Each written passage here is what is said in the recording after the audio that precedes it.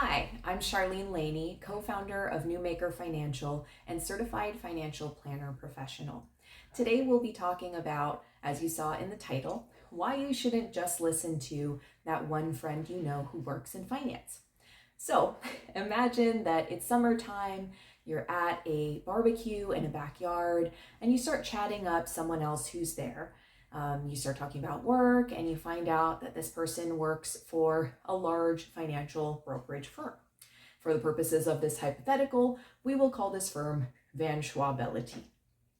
Now, you're talking to them and you're thinking, hey, I could use some help with my investments. Why not ask them for a little bit of advice?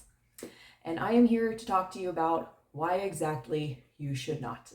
There are so many reasons why you shouldn't, but I'm just going to list 4 here today. And I'll say first to preface, it is very common as someone who's worked in the investment world for a long time that people around you expect you to, number one, know exactly what's going on in the economy and the stock market, which, by the way, not the same thing. Number 2, to have an opinion on what's going to happen next. And number 3, to be able to casually offer some off-the-cuff advice for them about their investments. And like I said, lots of things that can go wrong here, so let's get into it. Number 1 is that your friend at this barbecue may not actually be licensed. So in the world of financial advice and investments and trading, there is a FINRA series license for just about everything to be able to do almost any little thing. One is to be able to trade stocks or trade securities.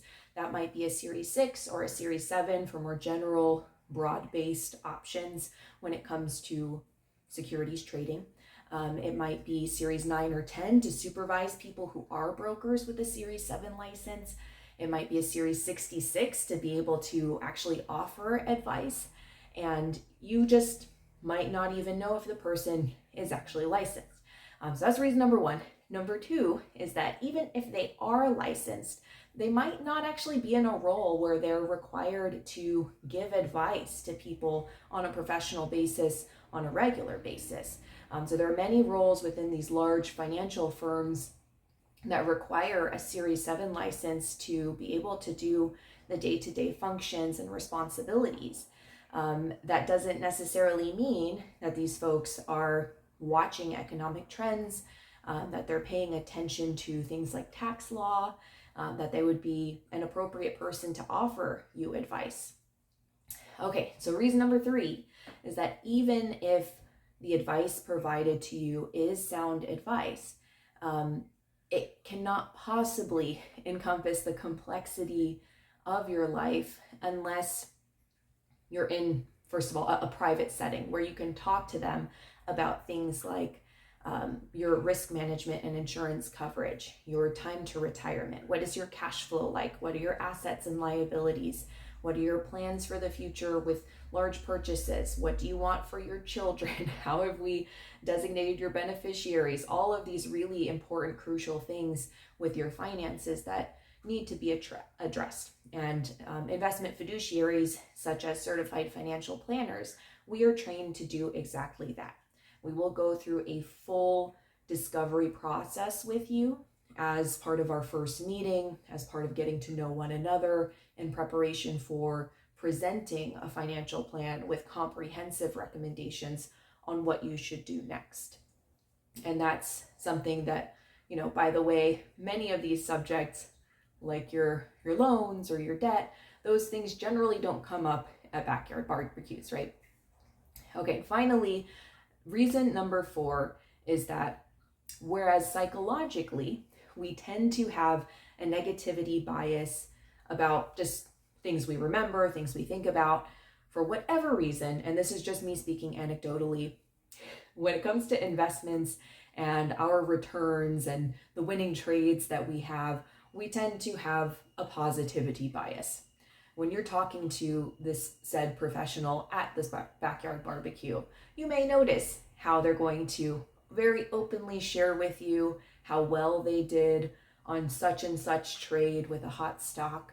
But notice as well how they aren't as forthcoming about any losing trades they may have had throughout the year. And so particularly when folks are used to people asking them for their opinion, they start to think, oh yeah, well, I really know what I'm doing here. I work in the finance world. And sometimes that overconfidence it can get in the way of their best judgment in advising you.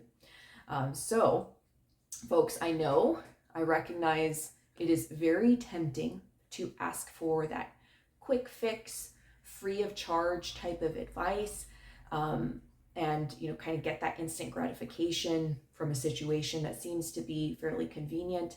And I'm not saying that there cannot be value in these conversations either. You very well may get some good advice too.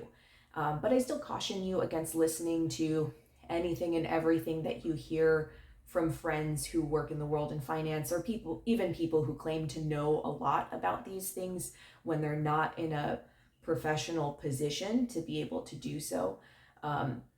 And particularly if you already have an investment fiduciary working for you, because when someone gives you off the cuff advice, only really knowing one or two things about you, that advice may very well conflict with that of your investment fiduciary, whose job it is to really look at the full picture holistically and offer you suitable advice that is in your best interest.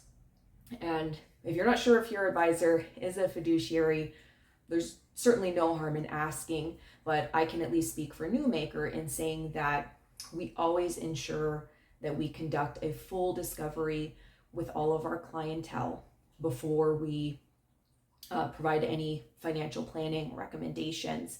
But yes, it's very important to us to know all the different aspects of your situation before providing advice. And that's why the process is in place to be able to help you that way, because we know that, you're not just some number, you're not just some person with children. Your life is not simple. There's a lot more to it than that, and it should be taken seriously. So I hope this is helpful. I know this is a little bit more cheeky of a topic that I'm a little bit opinionated about, but I am so happy to keep talking to you. If you have any questions, let us know what we can do for you.